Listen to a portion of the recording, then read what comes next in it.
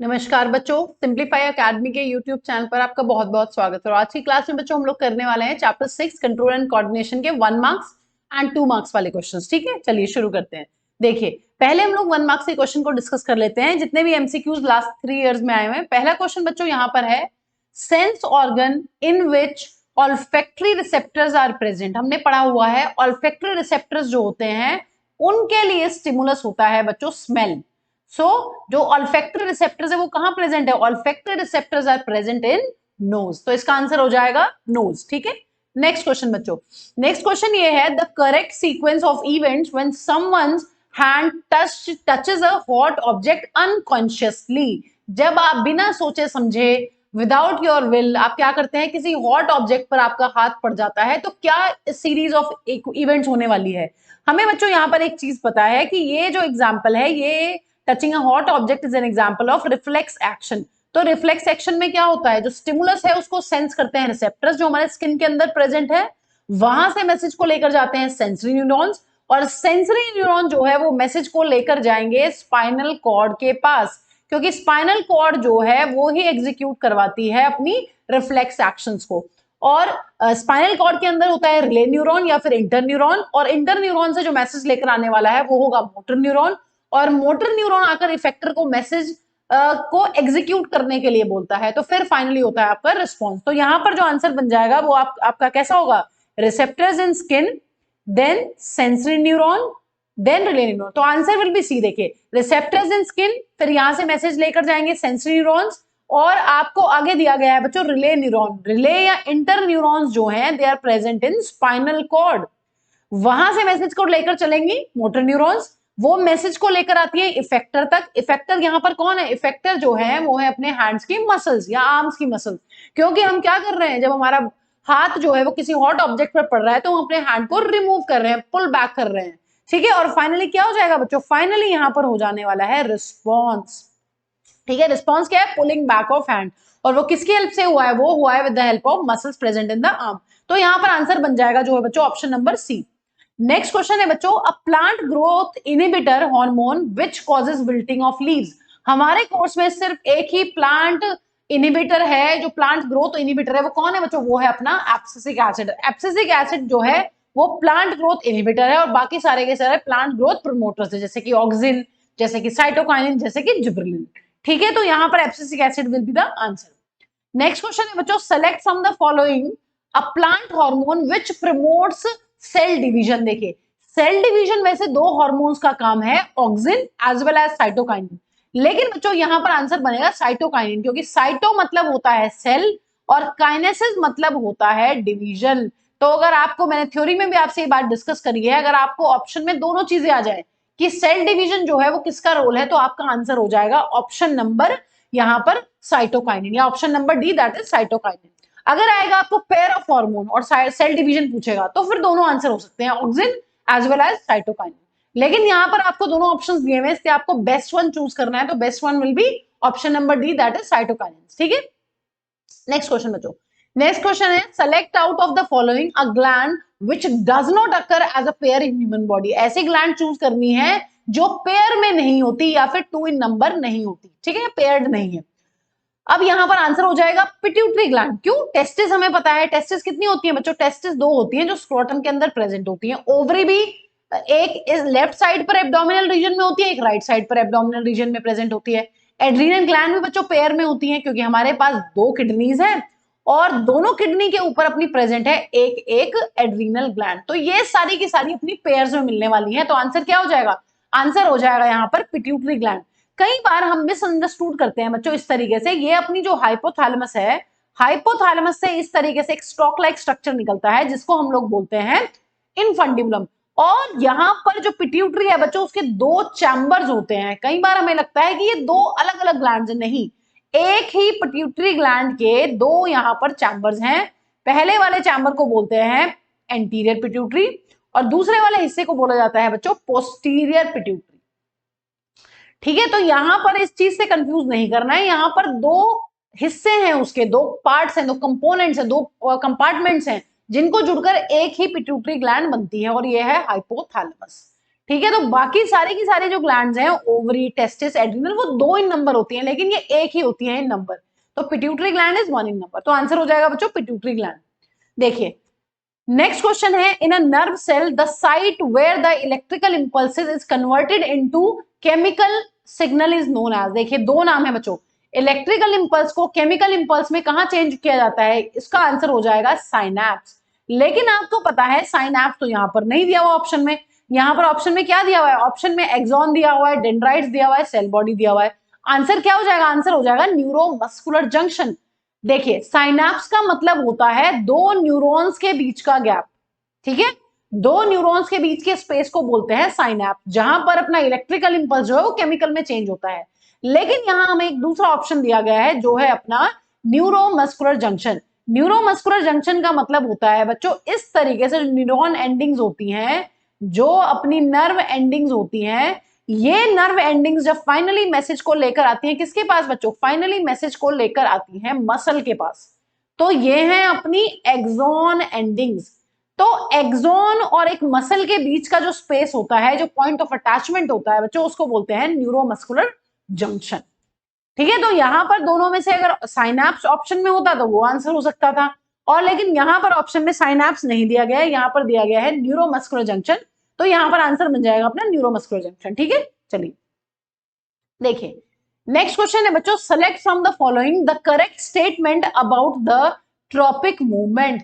हमें पता है ट्रॉपिक मूवमेंट कौन सी मूवमेंट होती है, मूवमेंट डिपेंडेंट ऑन ग्रोथ, या growth dependent movements. Growth dependent movements को बच्चों हम लोग बोलते हैं, ग्रोथ डिपेंडेंट मूवमेंट्स को हम लोग बोलते हैं ट्रॉपिक मूवमेंट्स। देखिए ऑप्शंस पढ़ लेते हैं, it is due to stimulus of touch and temperature. हमने टच का स्टिमुलस तो पढ़ा है लेकिन टेम्परेचर नहीं पढ़ा। हमने पढ़ा है कि जो ट्रॉपिक मूवमेंट्स होती हैं उनमें स्टिमुलस हो सकता है कौन कौन सा बच्चों, ग्रेविटी, वाटर, केमिकल्स, सनलाइट या फिर टच। टेम्परेचर नहीं पढ़ा है इसलिए ये गलत लग रहा है। It does not depend upon the direction of stimulus. बच्चों तो डिपेंड करता है स्टिमुलस किस डायरेक्शन से आ रहा है, वो तो डिपेंड करता है। ट्रॉपिक मूवमेंट अलग अलग टाइप की होती है। It is observed only in roots not in stem. ऐसा कुछ नहीं है, ये स्टेम में भी देखने के लिए मिलता है। It is a growth related movement. तो बच्चों जो परफेक्ट आंसर है वो बन जाएगा अपना ऑप्शन नंबर डी। जो ट्रॉपिक मूवमेंट्स होती हैं प्लांट्स के अंदर, they are growth related movements. ठीक है, ग्रोथ होती है, प्लांट जो है वो मूव करता है because of the growth occurring inside the plant. Plant के अंदर ग्रोथ होती है किसी स्टिमुलस की वजह से, और इसीलिए वो प्लांट टूवर्ड्स या फिर अवे फ्रॉम स्टिमुलस बच्चों ग्रो करता है या मूव करता है। चलिए नेक्स्ट क्वेश्चन है बच्चों, the organ that secretes insulin. Insulin को कौन सिक्रीट करता है बच्चों, इंसुलिन जो हार्मोन है वो सिक्रीट होता है पेनक्रियास से। ठीक है, इंसुलिन जो अपना हार्मोन है वो पेनक्रियास से सिक्रीट होता है, डायरेक्ट आंसर है यहां पर। चलिए in plants the role of cytokinin is. देखिए साइटोकाइनिन कितना इंपॉर्टेंट है बच्चों, 2 बार क्वेश्चन आया हुआ है, 2024 में भी आया हुआ है, 2023 में भी ये क्वेश्चन आया हुआ है। क्या काम है बच्चों, साइटो मतलब सेल, काइनेसिस मतलब डिवीजन।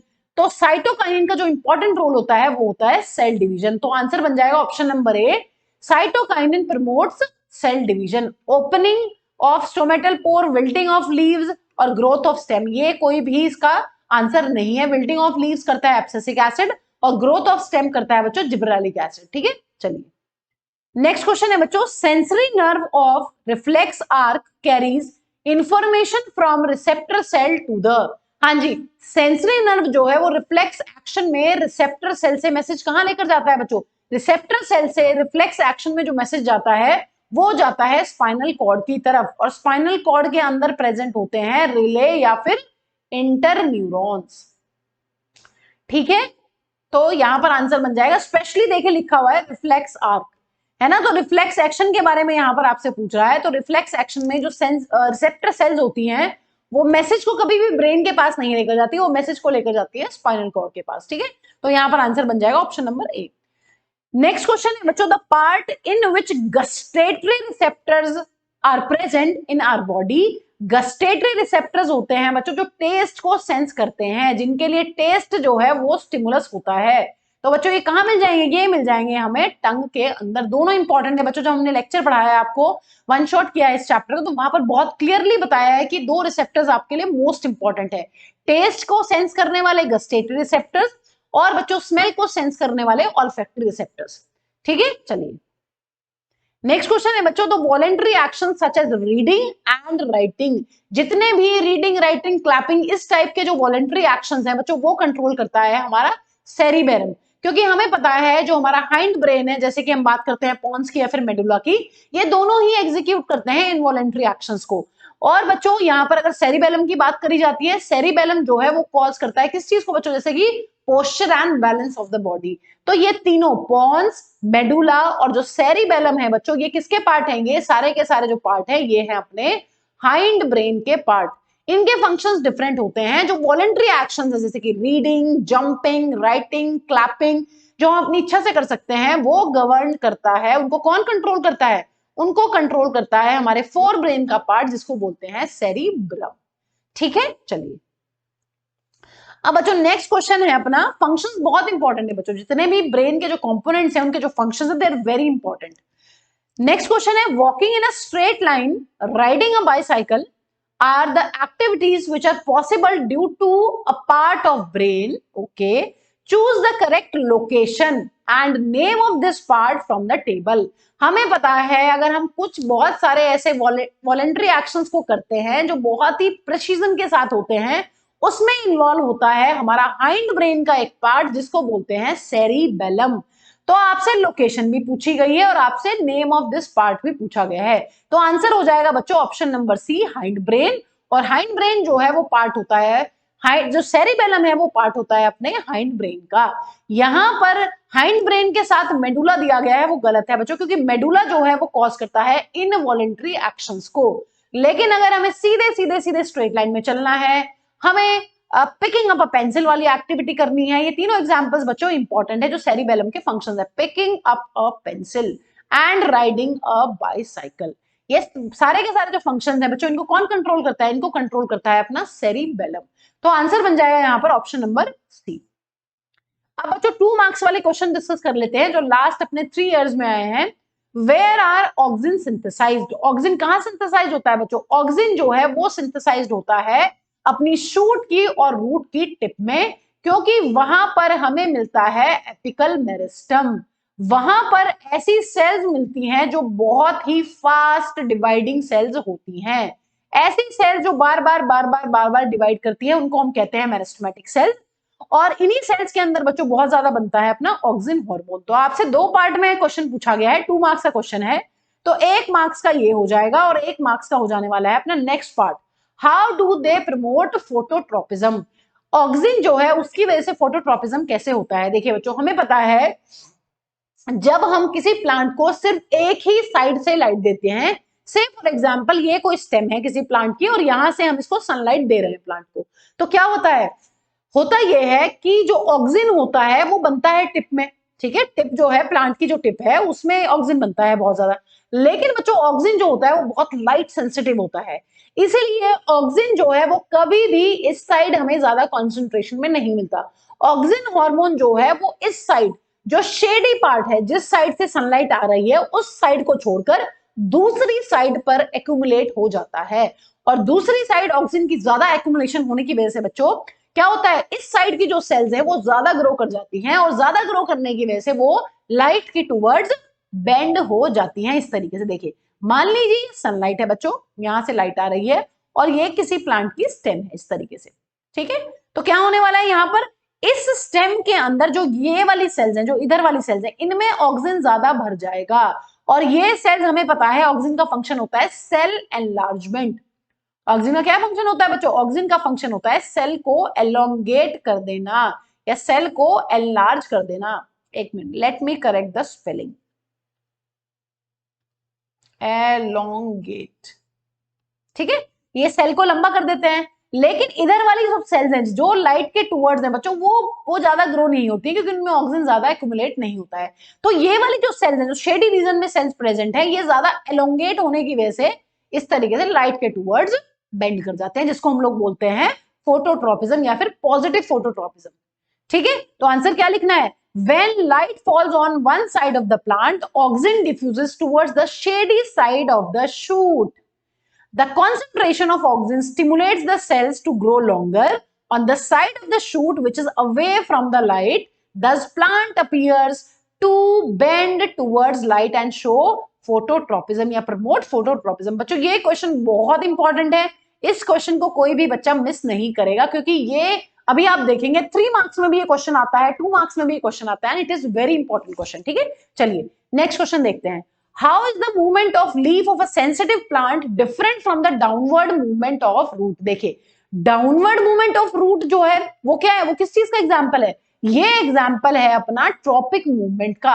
अगर कोई रूट जो है वो ग्रेविटी के टूवर्ड्स या पानी के टूवर्ड्स नीचे नीचे नीचे ग्रो कर रही है, जा रही है बच्चों, तो वो एग्जाम्पल है ट्रॉपिक मूवमेंट का।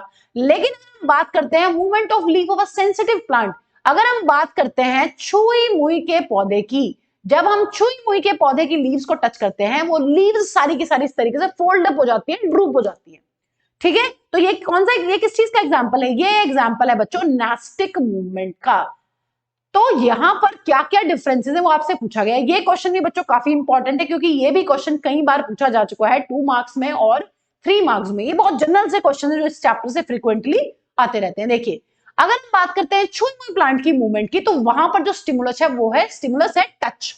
लेकिन अगर हम बात करते हैं डाउनवर्ड मूवमेंट ऑफ रूट्स की बच्चों, वहां पर स्टिमुलस है ग्रेविटी।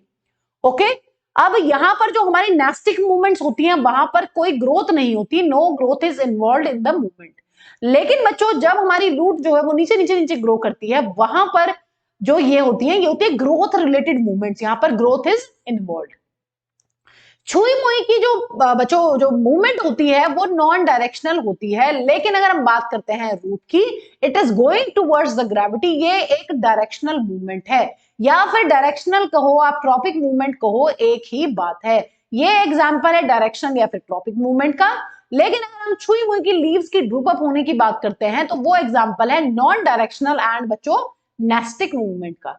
तो इस तरीके से आप लिख सकते हैं, आप और भी बहुत सारे डिफरेंसेस यहां पर लिख सकते हैं, लेकिन 3 बहुत है 2 मार्क्स के क्वेश्चन में। जैसे कि ये बहुत ही फास्ट मूवमेंट होती है, ये स्लो मूवमेंट होती है। जैसे कि बच्चों अगर हम बात करते हैं स्नास्टिक मूवमेंट की, तो इट इज रिवर्सिबल, है ना, लीव्स वापस से वैसे की वैसी हो जाएंगी, लेकिन दिस इज इरिवर्सिबल है। रिवर्स तो इसको भी कर सकते हो, बट इट्स वेरी डिफिकल्ट। ठीक है, ग्रेविटी की बात करें तो बहुत मुश्किल है। ठीक है, लेकिन अगर एक साइड से आप लाइट दे रहे हो किसी प्लांट को, तो उसको आप रिवर्स कर सकते हो, उस प्लांट को आप सीधा सीधा ग्रो होने के लिए मजबूर कर सकते हो, अगर आप एक साइड वाली लाइट को हटा दे तो। लेकिन अगर ग्रेविटी के टुवर्ड्स प्लांट जा रहा है, उसको आप रिमूव नहीं कर सकते हो, तो वो तो होना ही होना है। ठीक है, तो यहां पर इसको नहीं भी लिख सकते। चलिए, और बच्चों नेक्स्ट क्वेश्चन है अपना, there is a hormone which regulates carbohydrate protein and fat metabolism. कौन सा हार्मोन है बच्चों, हार्मोन होता है अपना थायरॉक्सिन हार्मोन। आपसे ये पूछा गया है कि इस हार्मोन का नाम बताइए, उस ग्लैंड का नाम बताइए जो सिक्रीट करती है बच्चों थायरॉक्सिन हार्मोन को। कौन सी ग्लैंड रिलीज करती है, थायरॉक्सिन हार्मोन को सिक्रीट करने वाली ग्लैंड होती है थायराइड ग्लैंड।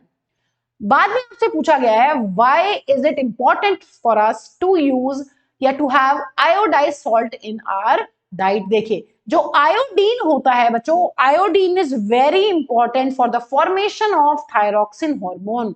थायरॉक्सिन जो हार्मोन है, it comes under the category of iodothyronines. Iodothyronines, iodothyronines वो हार्मोन्स होते हैं जिनकी कॉम्पोजिशन में आयोडीन होता है। अगर आयोडीन नहीं मिलेगा तो ये हार्मोन नहीं बनेगा। और बच्चों अगर ये हम आयोडीन अपनी डाइट में नहीं लेते हैं तो थायरॉक्सिन नहीं बनता है। थायरॉक्सिन नहीं बनता है तो हमें एक प्रॉब्लम हो सकती है जिसका नाम है सिंपल गॉइटर, जिसको हम पहचान सकते हैं with the symptom of swelling neck. जिन लोगों को सिंपल गॉइटर होता है बच्चों, उनकी नेक जो है वो हो जाती है स्वोलन। ठीक है, तो यहां पर इस तरीके से हर एक पार्ट को आपको बहुत ही कंसाइजली आंसर में लिखना है।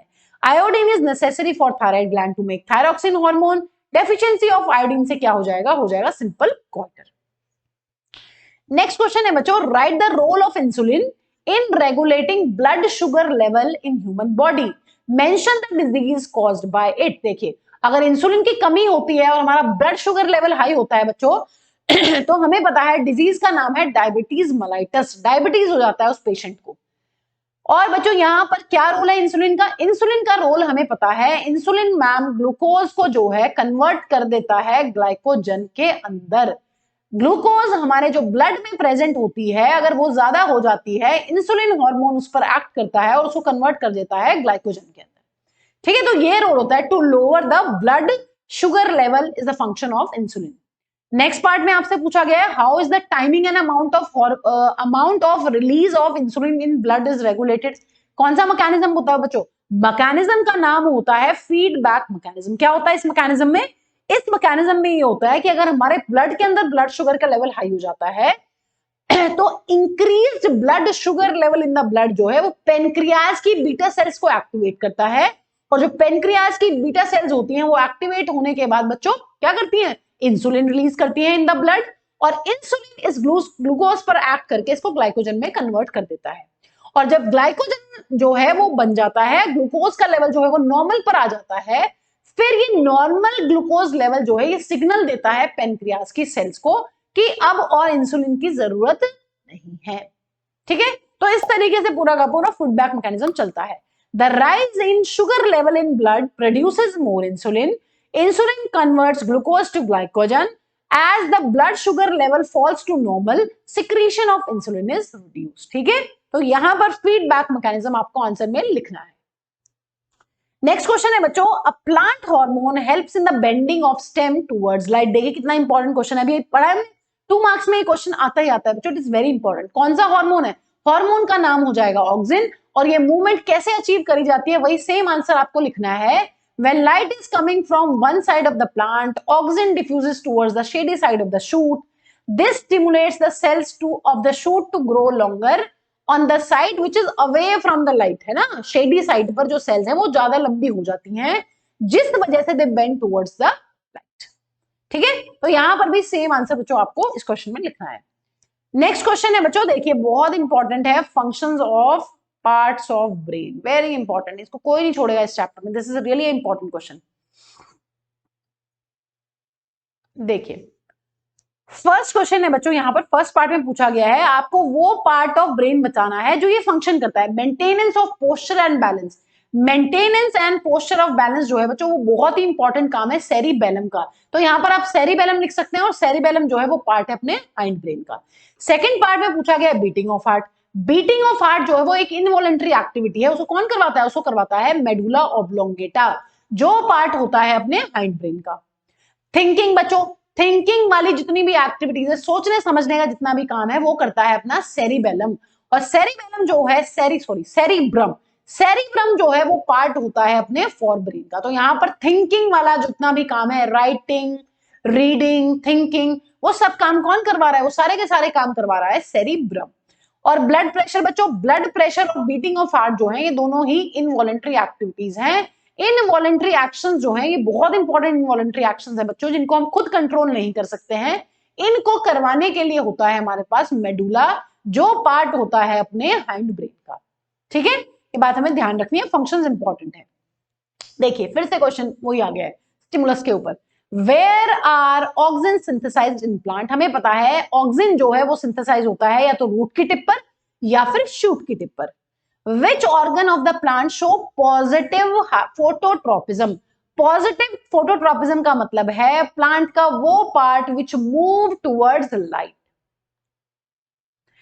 Negative geotropism का मतलब है which moves away from gravity. Positive hydrotropism का मतलब है बच्चों towards water. ठीक है, तो बताइए जरा प्लांट का कौन सा बच्चों वो पार्ट है टुवर्ड्स लाइट ग्रो करता है? तो आंसर हो जाएगा शूट या फिर स्टेम। कौन सा वो पार्ट है जो अवे फ्रॉम ग्रेविटी जाता है? टुवर्ड्स ग्रेविटी जाती है रूट्स, और अवे फ्रॉम ग्रेविटी जाती है शूट या फिर स्टेम। कौन सा वो पार्ट है विच moves towards water? Towards water कौन जाता है बच्चों? रूट्स, रूट्स है ना, रूट्स शो पॉजिटिव हाइड्रोट्रोपिक मूवमेंट्स। ठीक है, तो आंसर बन जाएगा यहाँ पर रूट्स, और एक्सप्लेन करने की जरूरत नहीं है, 2 मार्क्स का क्वेश्चन है, आपको सिर्फ नाम पूछा गया है तो नाम ही लिखकर आप आंसर कर देंगे यहाँ पर। चलिए नेक्स्ट बच्चों क्वेश्चन है यहाँ पर, name a plant hormone responsible for bending of shoot of a plant when it is exposed to unidirectional light, how it promotes phototropism. बच्चों वेरी इंपॉर्टेंट क्वेश्चन, देखिए कितनी बार रिपीट होता है, वही सेम आंसर लिखना है ऑक्सिन, और ऑक्सिन उस साइड पर ज्यादा बनता है प्लांट में जिस साइड पर शेड होती है। शेडी रीजन में जो सेल्स होती हैं वो ज्यादा ऑक्सिन को एक्युमुलेट करती हैं, क्योंकि ऑक्सिन इज लाइट सेंसिटिव, और उस साइड वाली जो सेल्स होती हैं वो ऑक्सिन की वजह से एलोंगेट कर जाती हैं, जिसकी वजह से ये सेल्स जो है लंबी हो जाती हैं, और वो the stem bends towards the light. ठीक है, तो आंसर बन जाएगा यहाँ पर। नेक्स्ट क्वेश्चन है बच्चों, write the name and functions of part A and part 1 and part 2 in the diagram of a neuron. देखिए जो फर्स्ट पार्ट है बच्चों यहाँ पर वो किस चीज को रिप्रेजेंट करता है, वो रिप्रेजेंट करता है डेंड्राइट्स को, और जो सेकंड पार्ट है बच्चों वो लेबलिंग की गई है एक्सॉन के ऊपर। तो आपको यहाँ पर फंक्शंस बताने हैं बच्चों। क्या फंक्शन होता है बच्चों, डेंड्राइट का फंक्शन होता है टू रिसीव द इंफॉर्मेशन, है ना, इंफॉर्मेशन को रिसीव करने का काम किसका होता है, इंफॉर्मेशन को रिसीव करने का काम जो होता है वो होता है डेंड्राइट्स का। एक्सॉन क्या करता है बच्चों, एक्सॉन इंपल्स को या मैसेज को या फिर इंफॉर्मेशन को लेकर जाता है अवे फ्रॉम सेल बॉडी, है, through which information travels as an electrical impulse away from the cell body. Cell body या फिर साइटोन से मैसेज को दूर ले जाने का काम होता है अपने एक्सॉन का। और ये मैसेज को किधर लेकर जाएगा बच्चों, ये मैसेज को लेकर जाने वाला है towards nerve endings, nerve endings या फिर एक्सॉन एंडिंग्स। ठीक है, चलिए नेक्स्ट क्वेश्चन है बच्चों, how is the brain and spinal cord protected in human beings. हमें पता है जो हमारा ब्रेन है वो प्रोटेक्टेड होता है इनसाइड अ बोनी स्ट्रक्चर जिसको हम लोग बोलते हैं क्रेनियम या फिर स्कल। और क्रेनियम और स्कल के अलावा बच्चों यहाँ पर मेनिंजेस भी होती हैं, बहुत सारी लेयर्स होती हैं, जैसे पिया मैटर, जैसे कि एरेक्नॉइड, जैसे कि और भी बहुत सारी, ठीक है, जैसे कि ड्यूरा मैटर। और इसके अंदर कुछ फ्लूइड भी भरा होता है जिसको हम लोग बोलते हैं सेरिब्रोस्पाइनल फ्लूइड, जो शॉक एब्जॉर्प्शन में उसको हेल्प करता है ब्रेन को। तो ब्रेन की कवरिंग के बारे में बेसिकली लिखना है तो आप लिख सकते हैं बोनी बॉक्स है, स्कल है या फिर क्रेनियम है। स्पाइनल कॉर्ड को बच्चों कवर करने के लिए कौन होता है, स्पाइनल कॉर्ड को प्रोटेक्ट करने के लिए होती है अपनी वर्टिब्रल कॉलम, जो मिलकर बनती है छोटे छोटे छोटे छोटे बोनी स्ट्रक्चर से। उन छोटे बोनी स्ट्रक्चर्स को हम लोग बोलते हैं वर्टिब्री, ठीक है। और बच्चों वर्टिब्रल कॉलम का एक दूसरा नाम होता है बैकबोन। तो यहां पर ये क्वेश्चन भी काफी इंपॉर्टेंट है, प्रोटेक्शन पर काफी क्वेश्चन हमें बार बार पूछे जाते हैं। नेक्स्ट पार्ट में पूछा गया है बच्चों, state one main function of each medulla and cerebellum. कोई भी एक फंक्शन आप यहां पर लिख सकते हैं। मेडुला का क्या काम है बच्चों, मेडुला जो है वो हमारी बॉडी के अंदर सारे के सारे इनवॉलेंट्री एक्शंस को कंट्रोल करता है, जैसे कि ब्लड प्रेशर, जैसे कि हार्ट बीट। सेरिबेलम का क्या काम होता है, सेरिबेलम का काम होता है to maintain the posture and balance of the body. ठीक है, तो यहां पर आप कोई भी आंसर अपना लिख सकते हैं एज पर जो भी आपको याद है, ठीक है, एज पर द रिक्वायरमेंट। एक एक फंक्शन लिखना है, लेकिन ये पक्की बात है, ठीक है। यहाँ पर बहुत सारे लिखे गए, आप कोई भी एक चूज कर लीजिए, उसको लिख दीजिए एग्जाम में। नेक्स्ट क्वेश्चन है बच्चों, list two differences between movement of a leaf of sensitive plant and movement of shoot towards the light. देखिए ये क्वेश्चन बहुत कॉमन है बच्चों, 2024 में भी आया है, 2023 में भी आया है। देखिए क्या होगा, it is not a growth related movement, it is a growth related movement, ठीक है। ये स्लो होती है, ये फास्ट होती है। इसमें जो स्टिमुलस है, जो मूवमेंट ऑफ छुई मुई प्लांट की अगर बात कर रहे हैं बच्चों, तो यहाँ पर टच मी नॉट प्लांट अगर बात कर रहे हैं, टच मी नॉट प्लांट में जो स्टिमुलस है वो है टच। लेकिन बच्चों अगर मूवमेंट ऑफ शूट की बात कर रहे हैं टुवर्ड्स लाइट, तो यहां पर स्टिमुलस है लाइट। ये डिफरेंस हो गया है। यहां पर ये है अपनी डायरेक्शनल मूवमेंट, जिनको हम ट्रॉपिक मूवमेंट्स भी बोलते हैं, जहां पर ग्रोथ के साथ साथ मूवमेंट होती है, या मूवमेंट के साथ साथ ग्रोथ होती है। लेकिन बच्चों नॉन डायरेक्शनल मूवमेंट्स होती हैं अपनी नेस्टिक मूवमेंट्स, जहां पर जो मूवमेंट होती है वो ग्रोथ इंडिपेंडेंट होती है। और ये होती है रिवर्सिबल, ये होती है बच्चों इरिवर्सिबल, ठीक है। क्यों, क्योंकि अगर आप एक साइड से लाइट दे रहे हैं, उस लाइट को आप एक साइड से देना बंद कर दें, तो वो स्टेम अब इधर टुवर्ड्स लाइट ग्रो नहीं करेगी, वो स्टेम सीधे सीधे सीधे ग्रो करने वाली है, ठीक है। तो यहां पर ये आंसर काफी इंपॉर्टेंट है, ये बार बार पूछा जाता है बच्चों। नेक्स्ट क्वेश्चन है, what happens at synapse between two neurons. दो न्यूरॉन्स के बीच में जो साइनैप्स होता है वहां पर क्या होता है, आपको पता है कि मैम जब कोई न्यूरॉन मैसेज को रिसीव करता है डेंड्राइट्स पर, तो वहां से लेकर dendrites, then cell body, then axon ending, वहां तक पूरा का पूरा इलेक्ट्रिकल सिग्नल चलता है। लेकिन जैसे ही ये इलेक्ट्रिकल सिग्नल जो है ये जाता है गैप के ऊपर, गैप मतलब साइनैप्स पर, साइनैप्स पर ये जो अपना इलेक्ट्रिकल सिग्नल होता है बच्चों, ये कन्वर्ट हो जाता है केमिकल सिग्नल में। क्यों, इस तरीके से, क्योंकि यहां पर जो साइनैप्टिक नोब्स होती है नर्व एंडिंग पर, वहां पर प्रेजेंट होती हैं बहुत सारी साइनैप्टिक वेसिकल्स। इन साइनैप्टिक वेसिकल्स के अंदर भरे होते हैं बहुत सारे केमिकल्स, जिनका नाम होता है न्यूरोट्रांसमीटर। ये जो साइनैप्टिक वेसिकल्स हैं, ये इस तरीके से इलेक्ट्रिकल सिग्नल के इन्फ्लुएंस में आकर बच्चों चिपक जाती हैं साइनैप्टिक नॉब की मेम्ब्रेन पर, और यहां पर इस तरीके से रिलीज कर देती है ये बहुत सारे केमिकल्स। इन केमिकल्स का नाम होता है न्यूरोट्रांसमीटर्स। तो साइनैप्स पर बेसिकली केमिकल सिग्नल होता है बच्चों, और दूसरा जो यहाँ पर डेंड्राइट अपना होने वाला है, जो मैसेज दूसरे न्यूरॉन के ऊपर जाने वाला है बच्चों, यह है अपना सेकेंड न्यूरॉन। यहां पर मैसेज फिर से ट्रैवल करने वाला है, किस फॉर्म में, यहां पर फिर से मैसेज हो जाने वाला है अपना इलेक्ट्रिकल सिग्नल। ठीक है, तो न्यूरॉन पर मैसेज होता है इलेक्ट्रिकल सिग्नल की फॉर्म में, और जैसे ही साइनाप्स पर वो मैसेज पहुंचता है तो ये सिग्नल हो जाता है केमिकल। ठीक है, तो आंसर कैसे लिखेंगे, at synapse the electrical signals are converted into chemicals that can easily cross the gap and pass on to the next neuron where it is again converted into electrical signals or impulses. In this way the impulse is transmitted from one neuron to another. एक neuron से दूसरे neuron पर जो है वो message पहुंचता है। ठीक है, चलिए नेक्स्ट क्वेश्चन है बच्चों, how is an electric impulse created in human nervous system. हाँ जी, कैसे इंपल्स बच्चों क्रिएट होती है, the information from our environment is detected और acquired at the end of dendritic tip of nerve cell. हमें पता है मैसेज को रिसीव करने वाला कौन है, न्यूरॉन की डेंड्राइट्स की टिप होती हैं, sets of a chemical reaction that creates an electrical impulse. तो इलेक्ट्रिकल इंपल्स क्रिएट कैसे होती है, सवाल ये पूछा गया है। तो जो डेंड्राइट की टिप होती है, जो न्यूरॉन्स में डेंड्राइट्स है उनकी जो टिप है वो मैसेज को जो है एक्वायर करती है, वहीं से इलेक्ट्रिकल इंपल्स जो है वो क्रिएट होता है या फिर स्टार्ट होता है। आपको ये पूछा गया है, identify the parts of neuron which helps the nerve impulse to travel towards the cell body. Towards the cell body कौन लेकर आ रहा है बच्चों मैसेज को, डेंड्राइट्स, और अवे फ्रॉम सेल बॉडी कौन लेकर जा रहा है, अवे फ्रॉम सेल बॉडी लेकर जाते हैं मैसेज को एक्सॉन्स। ठीक है, ये बातें हमें पता होनी चाहिए। नेक्स्ट क्वेश्चन बच्चों, नेक्स्ट क्वेश्चन में आपसे पूछा गया है, with the help of an example explain how does the feedback mechanism regulate the hormone secretion.